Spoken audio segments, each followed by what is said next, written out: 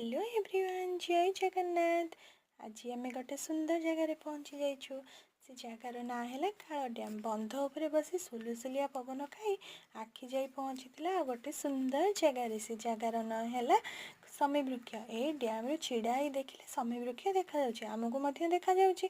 तथापि आमे चलिलु समी वृक्ष पाखक। देखंतु आमे जाई पहुँची गलुनी, किंतु पहाड़ ऊपर को चढ़ी पारुनु। आमे लोक माने तो चढ़ी पारुछंती, किंतु आमको टिके कष्ट होउछि।